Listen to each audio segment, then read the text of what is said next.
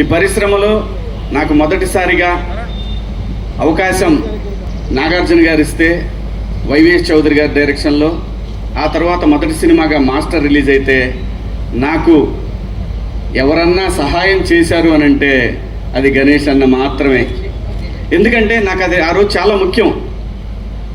మనకి telephone trunk calls ఇలాంటివి ఉన్నప్పుడు ఒక ఇంపార్టెంట్ విషయాన్ని చెప్పాలి అన్నప్పుడు గంటలు రోజులు తరబడి జరిగేది. అలాంటిది ఆ రోజు నా కమ్యూనికేషన్ అనేది అప్పుడు అది ఎంత కాస్ట్ కూడా తెలుసా మీకు? అది 4,000 5,000 ఉండేది. అది రే శివ ఇది ఉంచుకోరా, ఎందుకంటే రూములకు రెంట్లు కట్టడానికి కూడా డబ్బులు ఉంటాయి కాదు, తనకు తెలుసు. సో అలా మా ఇద్దరి మొదలైన పరిచయం.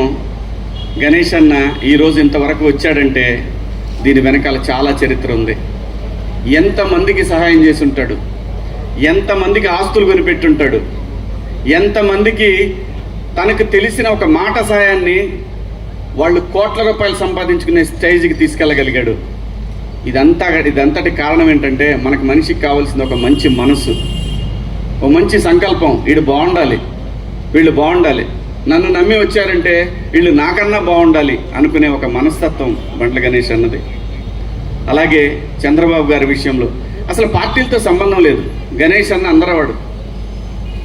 స్వతహాగా తన కాంగ్రెస్ అభిమాని చెప్పి ముందు నుంచి ఆయన చెప్పాడు, అది మనందరం చూసాం. ఇప్పుడు చెప్తాడు, రేపు చెప్తాడు. మాట మార్చే రకం కూడా కాదు. ఒకవేళ తప్పు చేస్తే లేదు లేబ్బాయి పొరపాటు అయిపోయిందని చెప్పే రకం. అది ఎవరికి ఉంటుందంటే ఒక నిజాయితీపరుడికి మాత్రమే అటువంటి లక్షణం ఉంటుంది. తప్పు జరిగినప్పుడు క్షమాపణ చేయడం తప్పు కాదు, పొరపాటు జరిగినప్పుడు నేను మన్నించండి అంటాం తప్పు కాదు. అలాంటి ఒక మంచి మనిషి